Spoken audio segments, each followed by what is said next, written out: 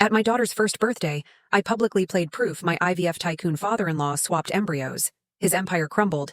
My marriage exploded instantly. They call it a smash cake party. Tiny hands, frosting on eyelashes, grandparents pretending not to cry. We had the balloon arch, the pastel banner, and on the rented projector, a folder labeled Year 1. Dr. Leonard Hale, Lenny to donors. Dr. Hale, on billboards along I-95, stood at the back with a flute of non-alcoholic cider. His wife Vivian in a silk blouse that matched the linens. My husband Ethan hovered beside me with a smile I'd once mistaken for steady. The cousins sprawled on the rug. The Hale fertility staff, who felt like family, crowded in wearing clinic fleece. Everyone expected a montage. They got a confession they didn't know they'd made. Before the video, before the cake, there was a cheeky DNA test I did out of spite and then out of terror.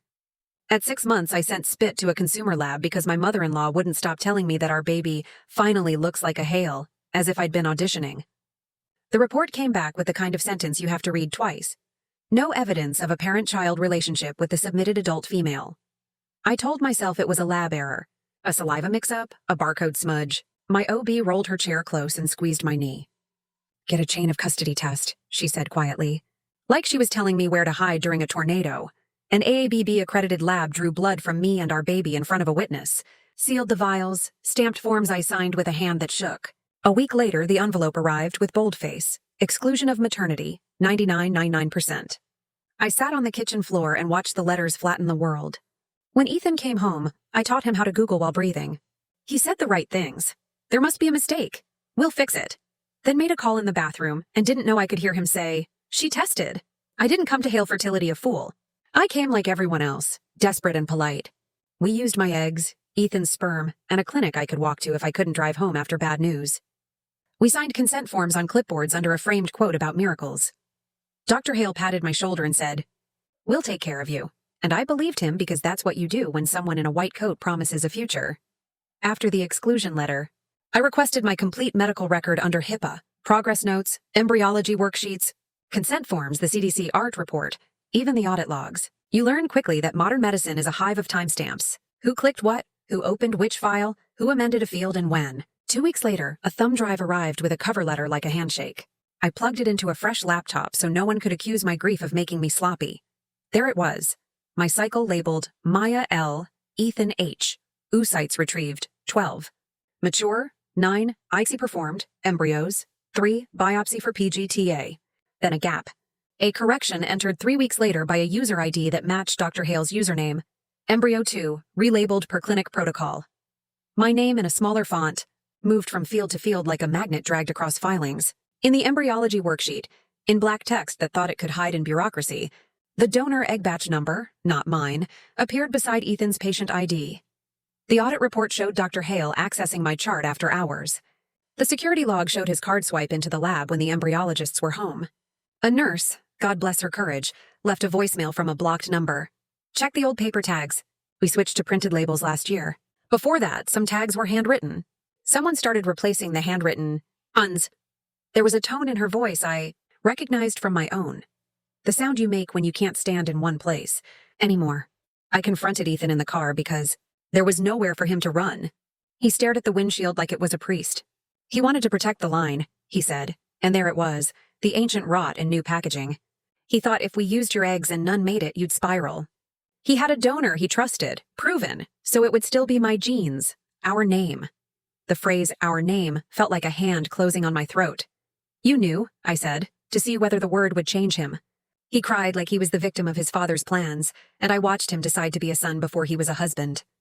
He said he'd make it right. He said he'd tell you later when it was safe. Later is a scaffolding cowards live on. I didn't throw him out that night. I slept beside him to listen to the sound a liar makes when he thinks he's safe. In the morning, I called a lawyer who had sued hospitals and won.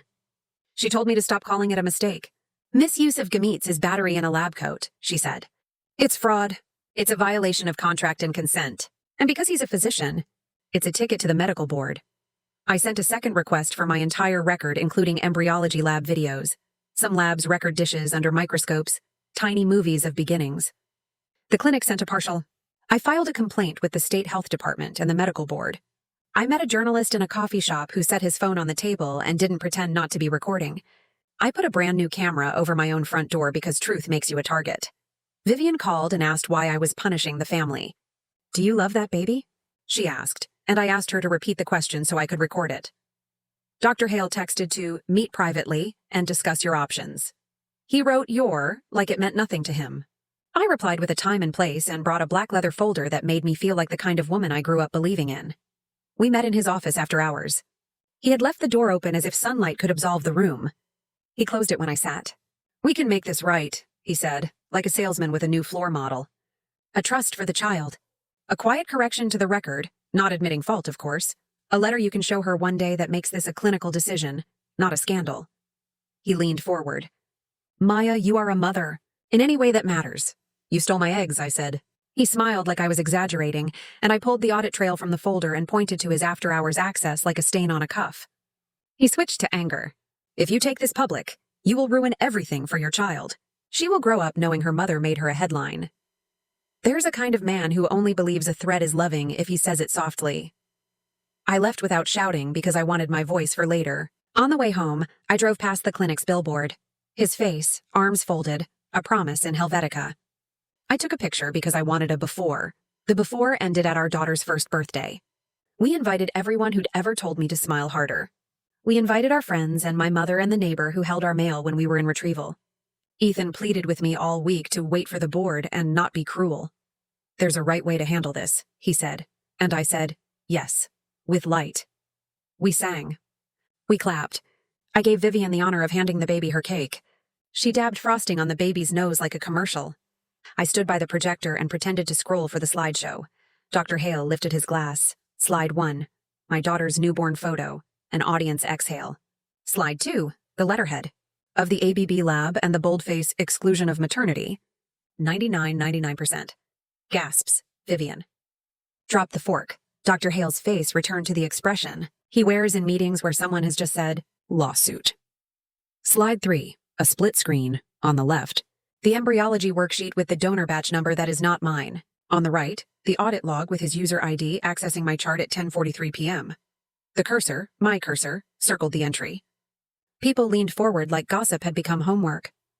Slide 4, an email printed on paper from a clinic account, we can ensure lineage, and a calendar entry titled Protocol Review, Maya Ethan, at 7:00 p.m.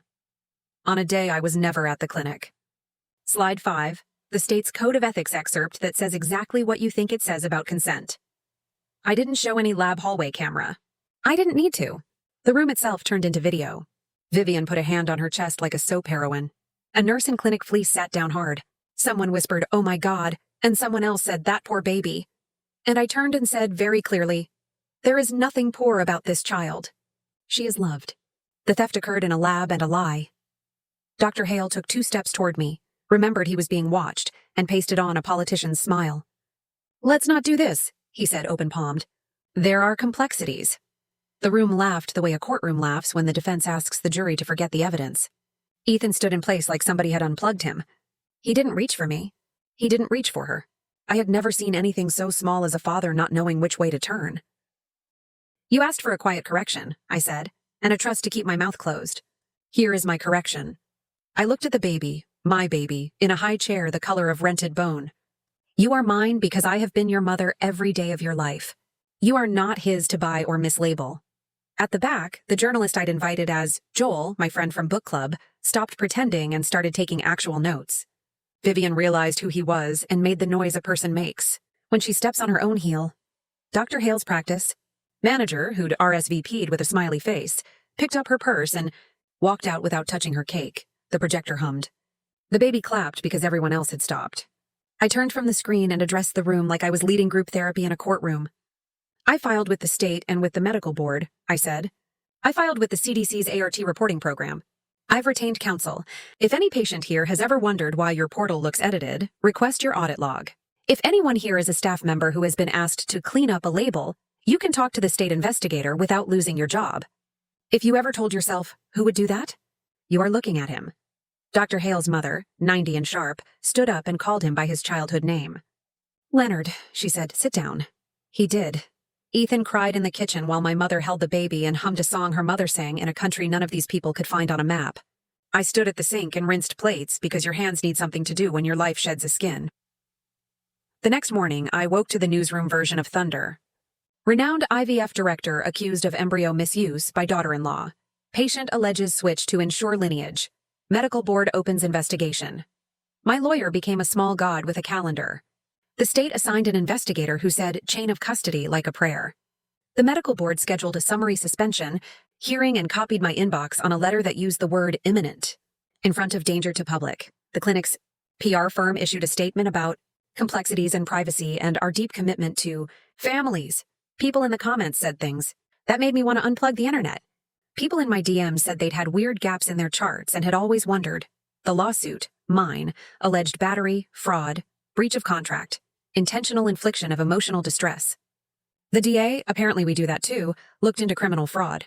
The CDC asked the clinic to resubmit 3 years of RT data because you can't fix lineage with a spreadsheet. SART pulled Hail Fertility from their Find a Clinic map. Vivian posted a Facebook status about false accusations, destroying good men, and then deleted it when her church group leader messaged her the verse about secrets, shouted from rooftops. Ethan moved into a rental with a lease that said month to month like a verdict. He brought over tiny socks and stood in the doorway and asked if we could work through this. I asked him what this was. He said he'd never not loved me. He said he'd been caught between loyalties.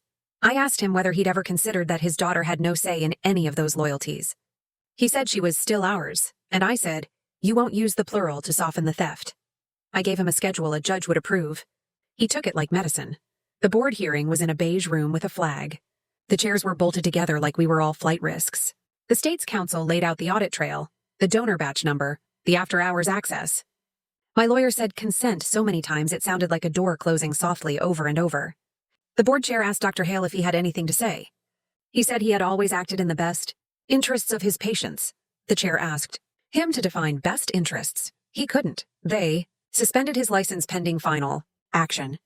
Vivian filed for divorce within a month. Maybe she realized you can't save a reputation by setting it on fire. Ethan and I separated legally. My lawyer said the word custody, and I felt it like someone drawing a square around my heart so I could set it down without it rolling into traffic. The clinic shuddered. Patients demanded records that suddenly existed where they hadn't. Lawsuits multiplied. A nurse quit and sent me a note that said only, I'm sorry, and I put it in the same folder as the audit logs, because remorse has evidentiary value too. At night, when the baby slept and the dishwasher ticked cool, I sat on the floor of my living room with the lawsuit draft beside me, and the AABB letter spread like a map. I thought about the future I'd tried to buy with needles and hope, and the way a man had decided my bloodline was negotiable. I thought about all the women who sit in rooms like mine and try to swallow what they know. I thought about how much work it takes to tell the truth in America, and how worth it feels when the words finally stand up. On the day the DA announced charges, fraud, falsification of medical records, my phone rang with an unknown number from a blocked exchange, and a voice said, "You didn't have to kill his career." I answered with the only sentence that felt accurate. He did that. I turned on the lights. I am my daughter's mother because I have been her mother every hour she needed one. Biology is a map. Motherhood is the walking. She will grow up knowing how she came to be, and how men in suits tried to turn her into a secret. She will grow up knowing I refused. She will grow up knowing that we don't protect names at the expense of people, and that blood is not a trophy. When she is old enough to ask why there's a box in the closet with a USB and papers that look like other people's homework, I will tell her that on her first birthday, the people who thought they could write our story learned how it feels to be read aloud. And when she smashes her cake at 2 and 3 and 4, I will clap the loudest because frosting and eyelashes is honest joy, and she earned something honest.